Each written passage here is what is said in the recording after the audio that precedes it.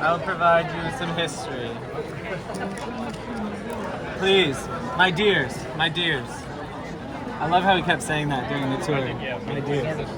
All right, so the wide curving staircase is one of Rome's iconic sights. Its 138 steps lead sharply up from Piazza di Spagna. Partway up, the steps fan out around a central terrace, forming a butterfly shape.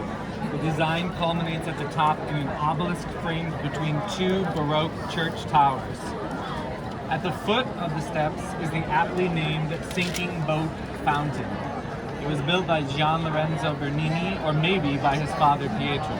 This fountain is powered by the same Acqua Vergine aqueduct. Because the water pressure here is low, the water can't shoot high in the air, so Bernini designed the fountain to be low-key, a sinking boat filled with water. So that will walk just directly in front of us.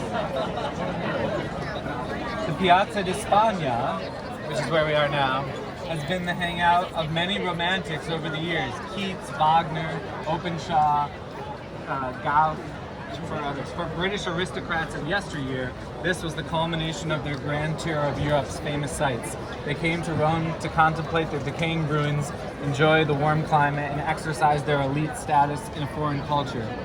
British poet John Keats pondered his mortality and then died of tuberculosis at age 25 in the Orange Building on the right side of the steps. Fellow romantic Lord Byron lived across the square at number 66. Nearby, Cafe Greco has been a favorite haunt of artists and writers since 1760. The piazza is thriving both day and night. From here, you can window shop along Via Condotti, which stretches away from the steps. This is where Gucci and other big names cater to well-heeled jet setters. Before you head out, take a final 360 spin of the piazza. It features many of the themes of the walk: fountains, obelisks, statues, and gelato. Most of all, it's a glimpse of today's Rome, a city where friends and families live much the same life as their ancient cousins. The main sight here is not the famous steps, but the people who sit on them. All right, you now have 5 minutes to tour. Let's go see the fountain.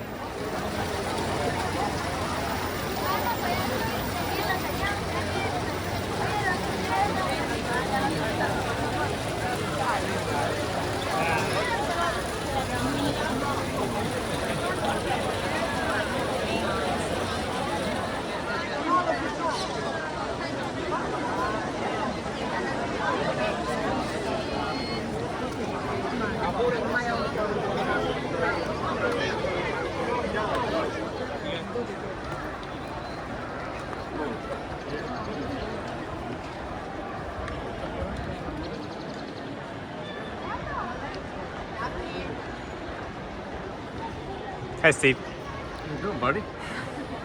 How's your first Rome. Euro trip? Loving Rome, bud. It's a good Loving it? Yep. Awesome trip.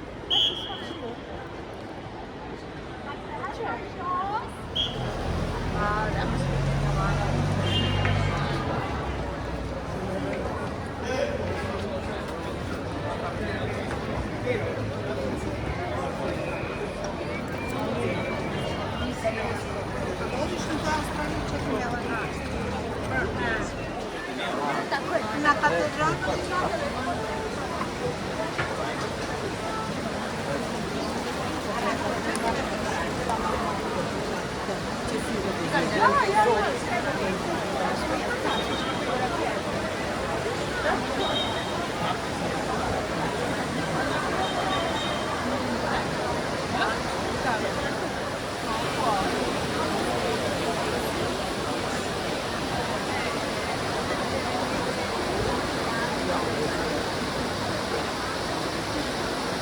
Love affair with water.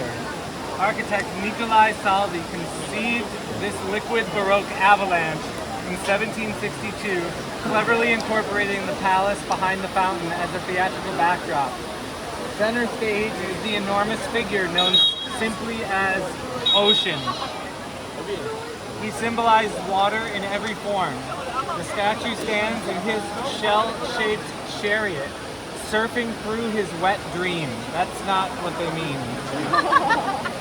Water gushes from 24 spouts and tumbles over 30 different kinds of plants.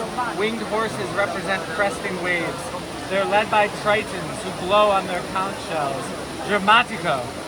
Rome took full advantage of the abundant water brought into the city by its great aqueducts. Even in ancient times, there was a fountain here where locals came to get their water. It was dug lower than street level to give maximal gravitational oomph to the water flow. AD. The shaft is 12 feet across, almost 100 feet tall, and stands on a 30-foot base which rests on a platform. It's a particularly imposing looking column because it doesn't taper at the top.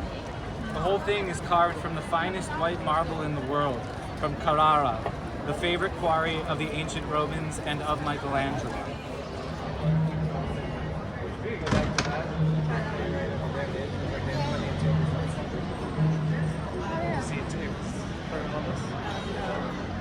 This one down there, coming from this direction,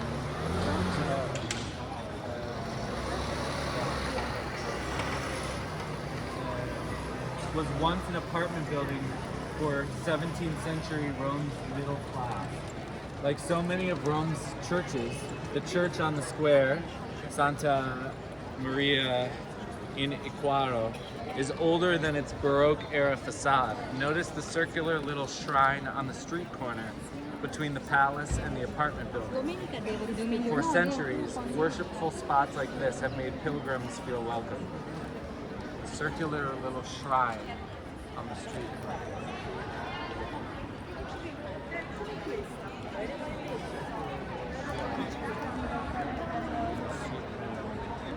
Between the palace and the apartment.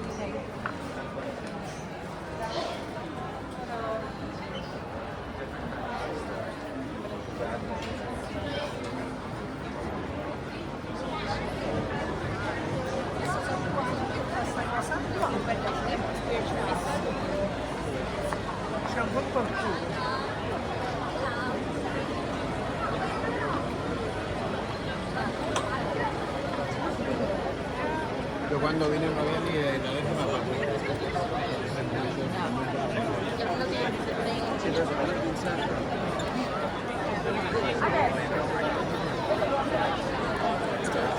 All right, so the Pantheon.